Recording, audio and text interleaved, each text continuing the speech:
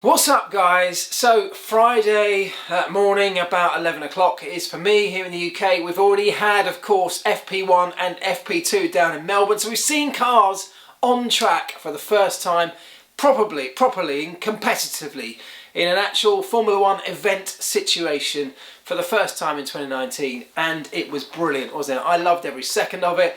Just getting back into it, just seeing the car, seeing the teams working. The whole thing is exciting. It feels like we really are back on the road again. But there were a couple of upsets, maybe not upsets, there were a couple of surprises perhaps in terms of what we saw, and again lap times you've got to take with a pinch of salt, but definitely Mercedes obviously look stronger than perhaps they did for much of pre-season testing. May not come as too much of a surprise. We know that they've done this kind of thing in the past. I think the bigger surprise today was not how quick Mercedes were, but actually how Ferrari was struggling. And that's the thing that stood out, because in Barcelona, in testing there, they had a car that they were utterly comfortable with. They were really happy with the way it was working. Forget the lap times, they were confident in it, they were comfortable. It did the things they wanted it to do. Today they definitely didn't have that at all. And that was the biggest sign. So, I'm sure Mercedes have taken steps and improved on things, but for me, the biggest thing was that Ferrari have suddenly found themselves in a situation where they've just lost confidence in the car. Sebastian Vettel said it as much. And I just showed the picture of the circuit map here because if you remember yesterday, in yesterday's video, I talked about the latter part of the lap being these kind of series of 90-degree corners, and that's really one of the key areas that Ferrari and certainly Sebastian Vettel are struggling today. So whether that's about braking and getting the car back under control, under braking for those tight right handers, or whether it's about the actual chassis dynamics, suspension dynamics of how the car is going through the corner, we don't really know yet. He talked about the balance being difficult to find, which either suggests they're struggling to get the car balanced under braking and turned into those 90 degrees, or midway through that corner he's struggling to find a balance between oversteer and understeer as he pushes it towards the limit. A totally different circuit, this one, to the one in Barcelona, of course, and not only in its layout but actually in the surface. Very, very bumpy here, whereas Barcelona is one of the smoothest circuits we go to, like billiard table smooth.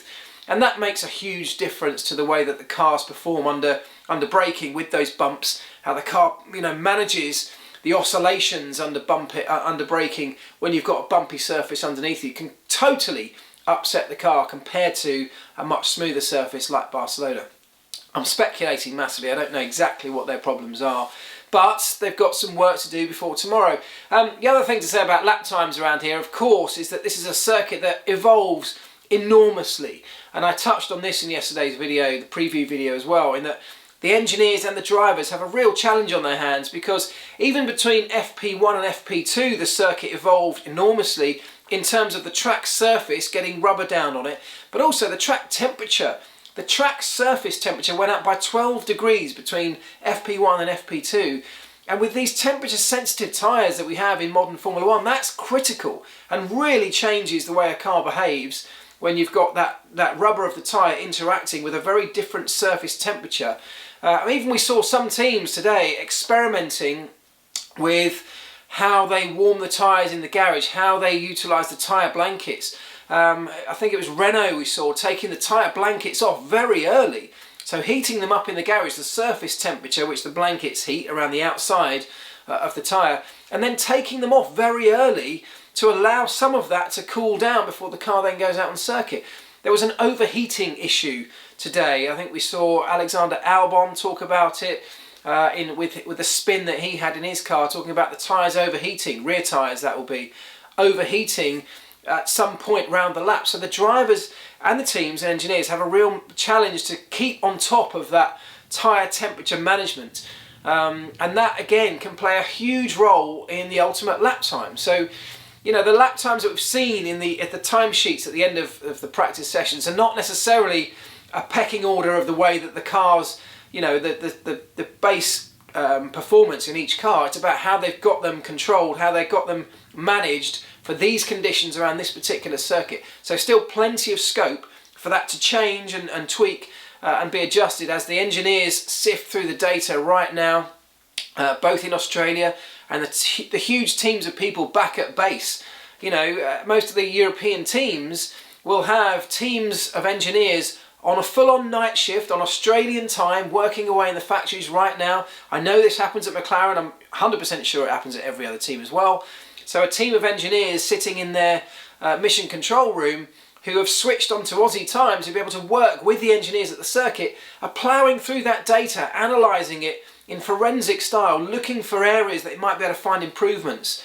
Things like dealing with the bumps. Can they compromise things like the sort of ride management in the suspension to deal with things like curbs and bumps in the circuit, yet minimise the effect of that or the downside of that as you go around the corners of the circuit? You want the car to be able to support the lean and the roll and the pitch and everything you need it to do, but do you want to soften that slightly to be able to cope with the oscillations of the bumps and the curbs to get an overall ultimate lap time? And those tiny details are the kinds of things that ploughing through the data in minute detail will be able to give you perhaps some answers towards that maybe on the face of it are not necessarily obvious which way you should be going. So that's what's happening right now in every single factory. Simulations being run, driver in the loop simulators being operated, again with a driver sat in there giving feedback that might help the guys at the racetrack. So all sorts of work, even though the cars have finished running on the circuit, loads and loads going on around the world to support this team of people down in Melbourne. I find that whole dynamic within Formula One just fascinating and something we should be shouting more about, because the scale of the operation is astronomical and I love it. So I think outside, so the top three, let's just say the top three, to me look pretty close. Mercedes obviously utterly dominated, so as it stands right now at the end of FP2, they were really comfortable, much more comfortable with their car than some of the other teams. Red Bull looked to have a decent session, a decent day. I think what we've seen is that their power unit seems much stronger than perhaps we might have seen the Honda delivering over the last few years, and that's a really encouraging sign for Red Bull racing fans. The car looks decent. But again, we won't really know until qualifying, until everyone's made changes overnight, run them again in FP3, fine-tuned things. The track will have evolved again by tomorrow, by Saturday, and it will evolve again ahead of the race.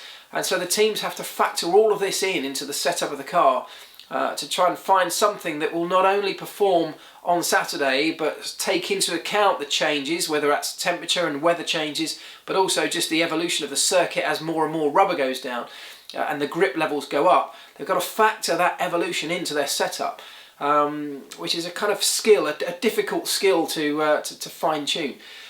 So that's all really interesting. Outside of the top three, it seems very close, doesn't it? The midfield seems close. Obviously Kimi put in some decent laps, but I don't think had necessarily long runs, particularly, or as long a runs as some of the other teams. The Renault looks really quite good in terms of the long run pace, certainly the way that it manages its tyres, and I talked about how they're experimenting with tyre preparation in terms of the tyre blankets. Whether that, how long the effect of that lasts, I don't know, probably more about a one-lap qualifying run. But in terms of their long run pace and how that car seems to deal with its tyres, it seems relatively gentle. And when it comes to the racing, that of course could be a real strength for them. So it doesn't look like they've got an ultimate, absolute bullet of a car just yet over a lap. It's not bad, but the longer run pace and the tyre management of that Renault seems quite encouraging at this stage, so that's good. And then, as I say, the midfield behind that, very difficult to pick out. And one thing that I think, the thing that stood out from the practice times, much more so than what was going on at the front of the field, as I say, between Ferrari and Mercedes, let's hold fire a little bit until we judge how far ahead one or the other is until tomorrow. But what really stood out was at the back of the field and how poor Williams are, how difficult that car is to drive. And that's been a symptom of the Williams over the last couple of years, hasn't it? It's been a difficult car for the drivers to get hold of and manage and push because they have no confidence in it. They can't push because the thing breaks away at the front or the rear very, very easily.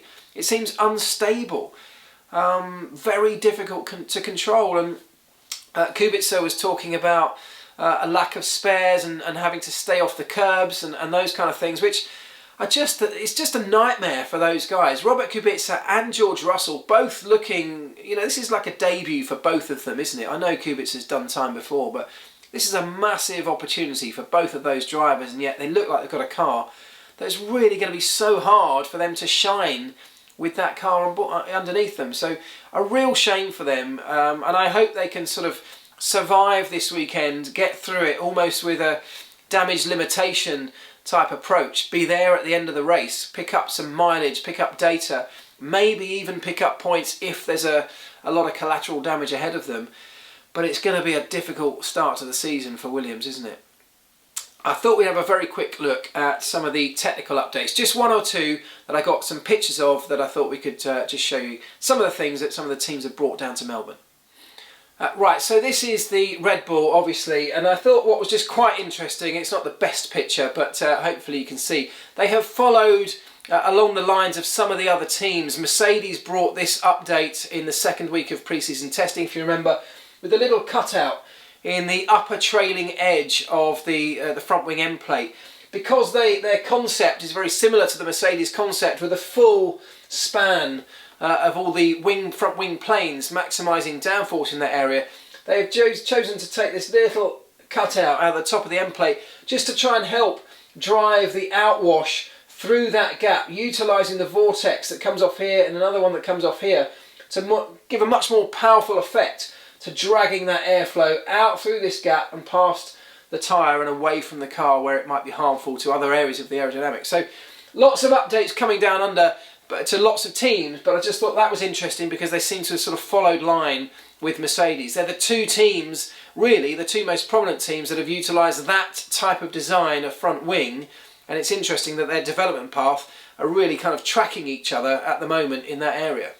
And the other one was this, front brake ducts, in fact brake ducts in general. This has been an area of discussion over the winter because part of the regulation change for 2019 banned the use of the blown front axle, where previously teams were taking in airflow through the brake duct and feeding it right through the centre of the hub, centre of the axle, out through a hollow axle here as a high speed channel of air pulling out from the centre of the wheel, again drawing away with it some of that horrible front wing, front tyre wake away from the rest of the car. Well, that's been banned now, so as with everything in Formula 1, the Formula 1 teams won't just sit still and take a new regulation or banning something, they'll find another way around it, and that's exactly what's happened. You can see on the Ferrari brake duct here, what they're doing now, because they can't blow anything through the centre, so now what they're doing is still taking airflow in through the brake duct, of course, but now channeling it through these ducted areas around here, around the gap between the rim of the wheel rim and the brake duct drum, but then passing it through this little shroud here. This is a shrouded duct which passes it through here. There's a corresponding kind of shroud or vein on the wheel rim, which just helps to direct the airflow out through the centre of the wheel, essentially doing exactly the same thing as the blown axle. Maybe slightly less effectively because the airflow is now dispersed around a larger area rather than channeled into a really tight gap, which would help to speed it up. Now we've got a slightly larger area, but still having the similar effect and just helping to pull that turbulent tyre wake away from the rest of the car. So I love the way that Formula 1 engineering brains work. I think it's fascinating. It's part of the reason I got involved in this sport in the first place. And this is a perfect example of just how it works in action. Right, that's it for today then, guys. I hope you enjoyed it. Did you get up early? Did you watch it? What do you think of the coverage this year wherever you're watching? I think Formula 1 as a whole, and I'm talking about Liberty and Formula 1 FOM, are doing great things. They're working towards looking at different camera angles. Love the camera angle coming back from the halo, looking at the drivers. Surprised it's taken this long to have that, if I'm really honest, but I like it. Those kind of innovative tweaks, for me, are kind of enhancing our sport. But what did you think? Are you enjoying the way that Formula 1 is being presented in terms of television? And I'm not in this video going to get into the whole pay TV debate. I will actually get into that on another video because, well, if we're going to be really honest, now I'm not working for Sky anymore, I can be freely open to talk about those kind of issues, and I know it's an issue for lots of you, so I will get into that. But let's refrain from that on this particular video. But tell me what you think about the world feed, the on-track action, how you think it's being presented, What else would you like to see? What camera angles would you love to see? What would you like to see from doing differently, perhaps, to enhance the way we all view this incredible sport of Formula 1? But enjoy the rest of the weekend. I hope it's going to be epic. And if I don't see you before, because I don't think I'll get any videos up over the weekend, I will see you on Monday for the Ask Elvis video. So please do, over the course of the weekend, if anything springs into your mind, fire it into me on whatever platform you want. Twitter, on the comments section of this video, Instagram, however you like, but use the hashtag Ask Elvis, and I will be able to find them and get as many of those answered as I can in Monday's video. Have a wicked one, folks. Enjoy it.